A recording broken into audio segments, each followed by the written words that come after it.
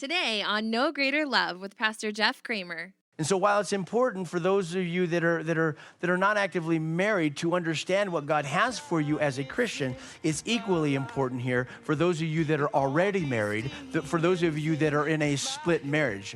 Maybe that has been because you have come to faith. Maybe it was because of a choice that you made a long time ago. Regardless of whatever that choice is or how that has come to be, I want you to walk away with hope in God and understanding that God will sustain you and for the Christian spouse, if your wife is not saved or your husband is not saved, please understand that you are a massive agent to the balance of your home, and God is still with you. Through innocent blood, He showed His love, taking the cross for us. No greater love than innocent blood. Welcome to No Greater Love with Pastor Jeff Kramer. Our study in Genesis picks up today with the story of Joseph. Throughout his life, we see a man who endured great difficulty and pain, even though he had a heart to follow and obey God. Whether it was being rejected by his brothers because of envy and jealousy, and having his family torn apart when they sold him into slavery, or being falsely accused by his boss's wife and getting thrown into prison because of it. Joseph always had the encouraging reminder that God was with him. Even in the midst of darkness and the depths of despair, he always trusted in the sovereign hand of God, knowing His love would never fail. At the end of his life, Joseph could confidently make the bold declaration to those who hurt him, "You intended to hurt me, but God intended it all for good. He brought me to this position so I could save the lives of many people." And now, here's Pastor Jeff as we continue our study through Genesis. Deception, sex, and lies. The main purpose here of Genesis so far is it's been to record the origins and the development of the 12 tribes of Israel. That God's plan, God made a plan. There was a covenant that He made. We're in the Old Testament, it's the Old Covenant. And from the book of Genesis, as we have seen, that plan has come forward to Abraham and has been passed on down. Again, we know the patriarchs are coming in. And with those patriarchs, we come now to Israel, the 12 tribes of Israel. And we've seen and we've talked about those. We've seen those sons pop on the scene here. Joseph was the earliest one last week that we left off with. But as we get here today, again, our attention is turned off of that main storyline, and we're shifted to speak to one of the brothers, one of the 12 guys. And this is going to be the fourth son. His name is Judah. If you're able to remember this, in Genesis chapter 29, verse 35, we see the birth of Judah. That he comes on the scene as the fourth son here. And so when Jacob was with Uncle Laban up north, and his life was growing and all of that stuff was happening, he spent 2 decades up there, and he added to his life both wives and children and all that. 12 sons and 1 daughter, as we know. And so as we begin, let us remember a couple things about Judah, because we really haven't highlighted a lot about him other than just kind of reading through the text and what's there. But today we would say something about Jesus. We would call him the Lion of the tribe of Judah. Do we get that, right? We remember that. And we'll see that before we close out here, specifically where that's from. But Judah, let's consider this. The first thing that we know about Judah is right here in Genesis 37, verses 26 and 27. I'll read those to you from my side. So Genesis 37, verses 26 and 27, it says this. It says, "So Judah said to his brothers," he says, "What profit is there if we kill our brother and conceal his blood? Come, and let us sell him to the Ishmaelites, and let not our hands be upon him, for he is our brother and our flesh," and his brothers listened to him. And so Judah, he came up with this great idea to get rid of Joseph. Joseph was an absolute irritation, and we know that. And this is the first thing that we see here really about Judah. Again, that he is trying to get rid of his brother. And so as we go through this, we should understand that as he's turning him over, as the brothers are selling him to these Ishmaelites, they're slave traders. What do we call that today? Human Human trafficking. Okay, we made the connection. Okay, so we're not just talking about things from a foggy, distant past that are millenniums ago. We're talking about things that are actually still happening. And man, our state still has a lot of these challenges right in the middle of it with human traffickers and all of that stuff. And the Bible tells us, we can see this one on the screen, in Deuteronomy 24, verse 7. Take a peek at this. It says that if a man is found kidnapping any of his brethren of the children of Israel, and he mistreats him or sells him, then that kidnapper shall die, and you shall put away the evil from among you. And so through Moses, we later find that God speaks very powerfully about that. And so what should you and I understand? Listen, the thing that Judah was doing here, it was worthy of death. It was a very bad thing that he was doing. Now, as the story goes on here, Judah ends up leaving the family, and he marries a woman outside of the faith, outside of the covenant. He ends up marrying a Canaanite woman and having children with her. And so follow along. Genesis 38, I'll read you the first 5 verses. I'd like to do it in the NLT. And so if you can, whatever version you have, you'll get it. And so verse number 1, it says, about this time, Judah left home, and he moved to Adullam, where he stayed with a man named Hira. And there he saw a Canaanite woman, the daughter of Shua, and he married her. And when he slept with her, she became pregnant. Imagine that. This is so weird. And gave birth to a son. And he named the boy And then she became pregnant again and gave birth to another son. And she named him Onan. And when she gave birth to a third son, she named him Shelah. At the time of Shelah's birth, they were living in Kizib. And so we quickly find here, again, right off of chapter 37, after all of this stuff that was going on and getting rid of the brother and the deception that spilled out of that towards their dad, right? Because they sent the tunic, the coat of many colors. They put animal blood all over it and send it off to Jacob. Oh, you lost your son. And, can you identify this for surely as his and all of that stuff? In the middle of all of this stuff happening, it reaches the point where Judah, he bolts, he leaves, he gets out of there. He ends up going about south and west, about 20 miles or so, and he comes down to this area of Adullam, as this it talks about. Now, Adullam, in your Bible, if you'd like to make a note right there, it means hiding place. We're familiar, perhaps, during the time of David when he was running from Saul in the cave of Adullam.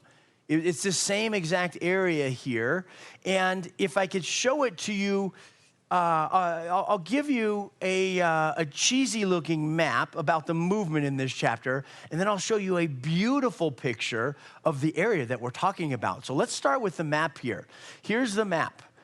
Horrible, okay? So we see Jerusalem, we see Bethlehem, we see all that, right? Okay, these guys were up north doing their stuff. All of this takes place. He ends up bolting and coming here. Through the flow of this story, we'll find him going from here to Kizib after the third son there. We saw that in verse number 5. And then before he gets involved here with his daughter-in-law, as she's pretending to be a prostitute to get his attention, they'll be up in Timnah.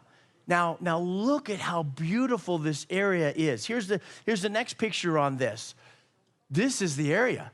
This is kind of looking south and west in the springtime. So this is from 2014 right here, this picture is. So it's looking south and west in this area here, but this is the spot that we're talking about. And man, he went out to that area. He took off to that area. What else do we know about this area? Again, just trying to bring some recognizable points within your mind, okay? On the north side of this area, we also know this about the Valley of Elah. We don't always remember the name of the valley, but we do remember the battle. It was between David and, how about Goliath in this one? But he does fight Saul, maybe not so much Saul, but Goliath for sure. He gets a good stone in his head. He had a stone remembrance there. So that's from 1 Samuel 17, but good guess on that, good guess. And so the Valley of Elah, we're seeing all of this right here. And so what can you and I learn here today? In 2024, what can we take away from what we're going to learn? Here's the first idea of the night, and that is don't avoid God's protection. Don't avoid God's protection. Follow along as I read now verses 6 through 10. It says that in the course of time that Judah, he arranged for his firstborn son, to marry a young woman named Tamar. Tamar is our next character that's coming on here. But He was a wicked man in the Lord's sight, and so the Lord took his life. And then Judah, this is his dad, he said to Er's brother, Onan, he says, go and marry Tamar, as our law requires, of the brother of a man who has died. You must produce an heir for your brother. But Onan, he was not willing to have children who would not be his own heir. And so, whenever he had intercourse with his brother's wife, he spilled his semen on the ground. And this prevented her from having a child who would belong to his brother. Now, we can begin to see as this story takes shape here in the challenges of what we're looking at. And the idea here is for us to take away. Again, we're looking at one of these interlude chapters. It's like, well, how do I make sense of that for the church? Well, I can read you the chapter, and maybe you'll be fascinated with the content of the chapter or something. But in the sense of grabbing hold of it and learning from the lessons of the past, if you will, don't avoid God's protection. Throughout the pages of the Bible, we find that God has given us instruction into what his heart is and what his will is. And God desires to protect and to preserve his people. And so we have, we put that fun acronym out there, Bible, right? Basic instructions before leaving earth, right? That we're able to gain the heart of God. We're able to understand God as a person in the sense of relationship with us and everything. And so when it comes to these areas of God speaking to us about instruction into our life, we know that marriage is one of those areas that God speaks into. Why?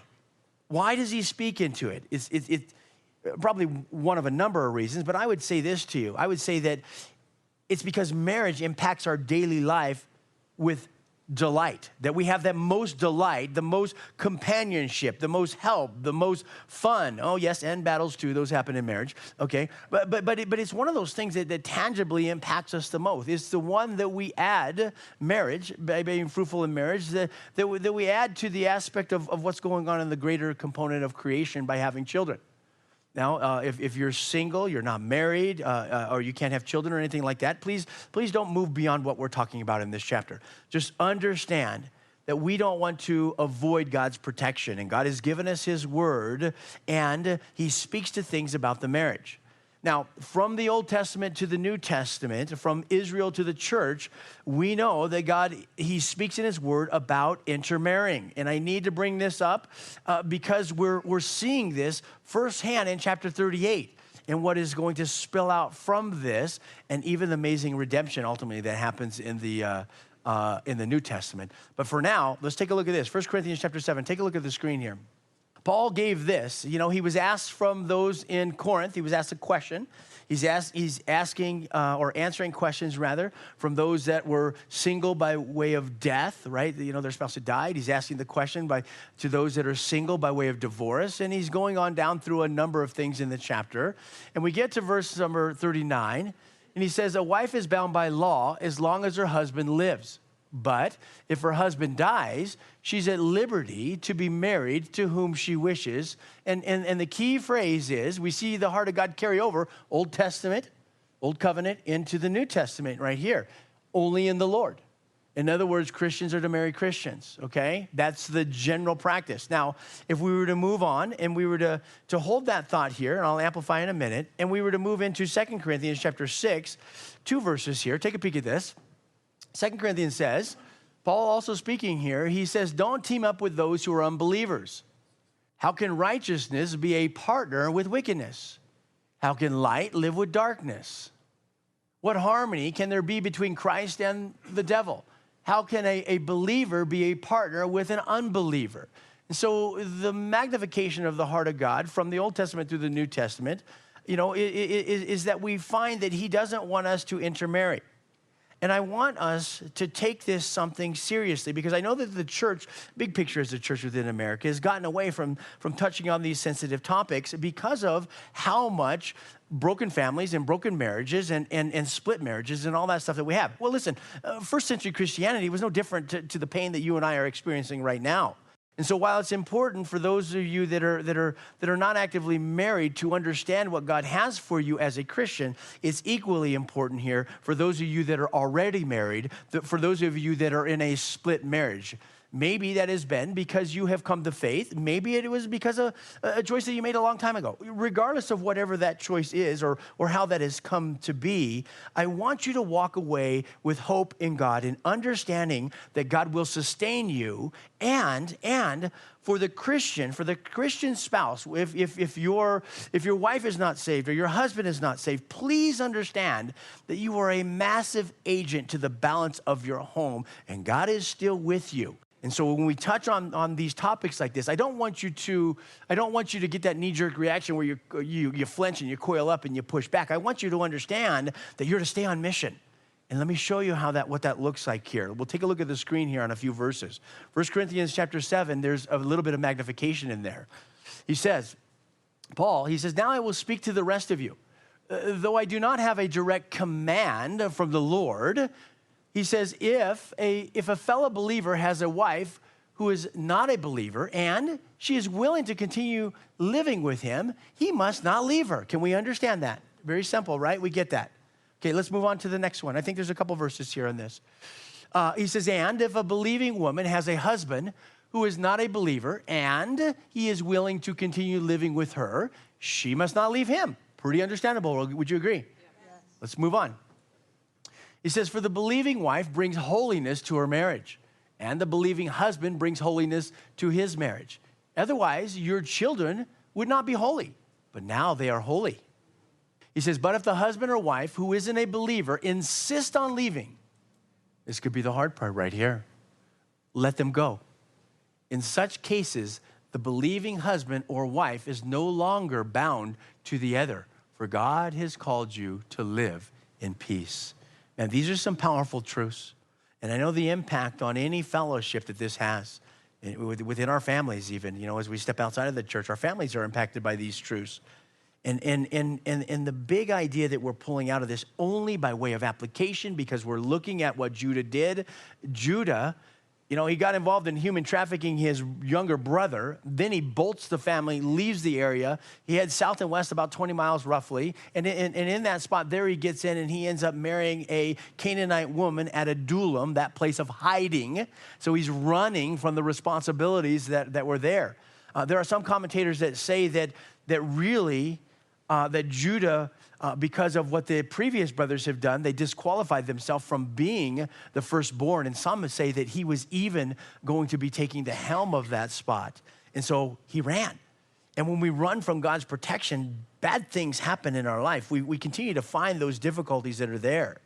And so as the story continues here, what goes on? Well, Judah got involved to help his son get married. But God was not pleased with her. Was the oldest son here, as we just read. He wasn't pleased with that son because he was a wicked man. There's no two ways about this. I mean, God calls it out. He says, this dude, he says, why? And what ended up happening? He took the guy's life early, okay? And, you know, do you want to come to a Sunday morning or a Wednesday night and talk about, you know, God taking life early? Probably not. But we should understand some of the things that are going on behind this. Let's move to the next brother here before we dive into this.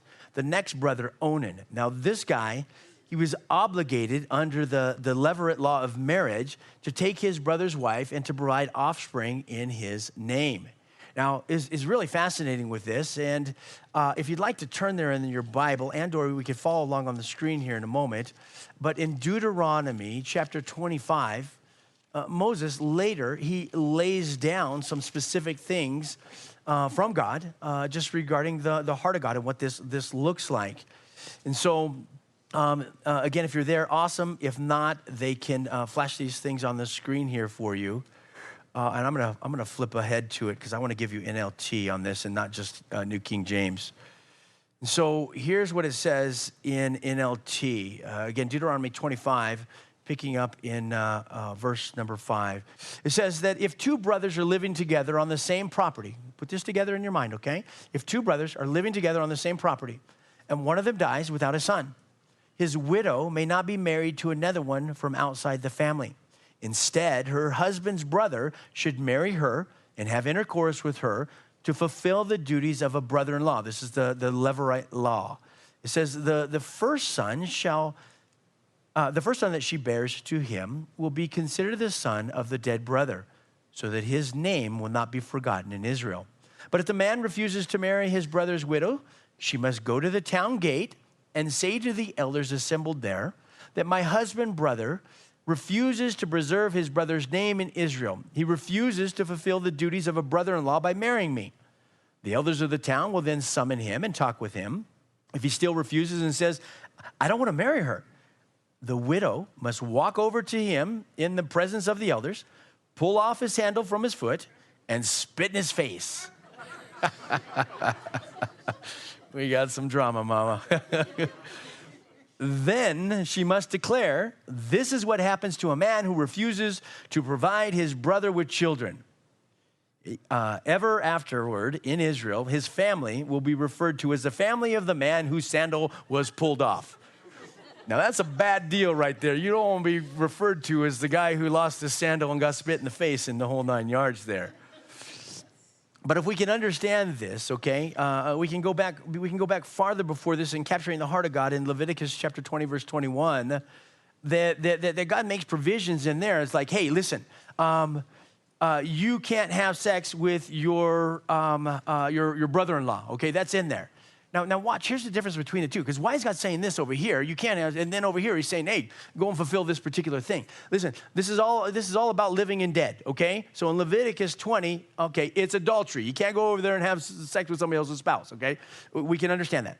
But in the days of antiquity here, what we're looking at, and especially in the Middle East in the way that property transferred. Remember, NLT defined this very specially as that, like, hey, two brothers, they're both married, they're living on the same property and all of this stuff. And maintaining those family property rights and sustaining the life of a woman, food, clothing, shelter, and even in this case, sexual intimacy and all that stuff for the continuation of the brother's name. It was okay in God's plan. This is it. This is how God laid this out. Now, we can't get involved in those TV shows that are out there now where you find that, the craziest stuff happens over here in, I think it's the state Utah. I could be wrong with that. I need to be sensitive here. But you see these TV programs where, some dude's got all these multiple wives and kind of trying to go back to something else. What's that called? Starts with a P. That's the one right there. You guys are well versed in that. And so that's not what the Bible's endorsing here, okay? We can understand that, right? Deception, sex, lie, all of this. This is this chapter, man. This is what's in it. Absolutely crazy.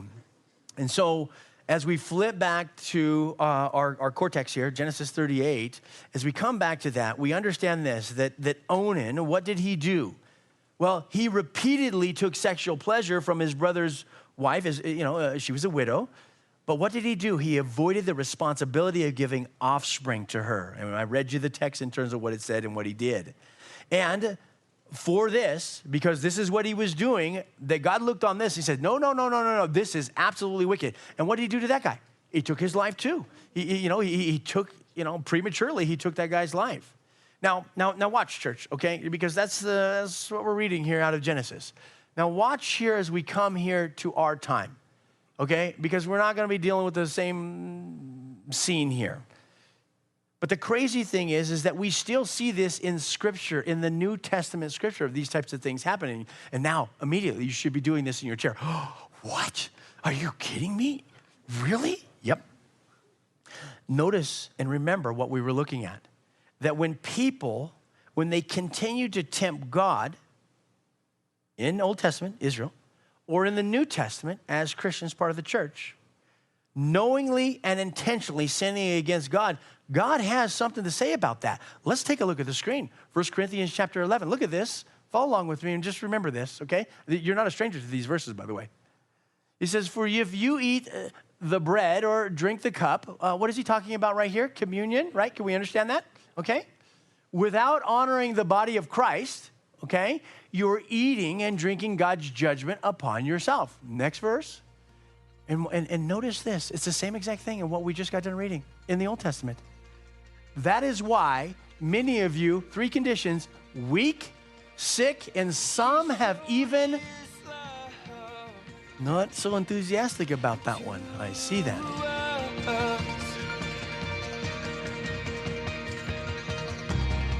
That's all for today. Join us for our next broadcast of No Greater Love with Pastor Jeff Kramer, weekdays at 10:30 a.m. No Greater Love is an outreach ministry of Westminster Calvary and is supported by listeners like you. If you would like to partner with us, please text any dollar amount to 84321. We would like to personally invite you to join us for our weekly worship services Sundays at 8 or 10 a.m. and Wednesdays at 6:30 p.m.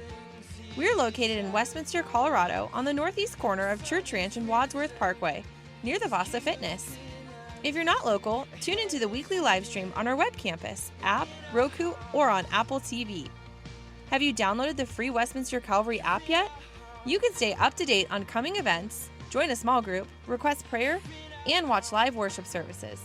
Just search Westminster Calvary on your favorite app store today. Lastly, we're a church that's ready to serve you.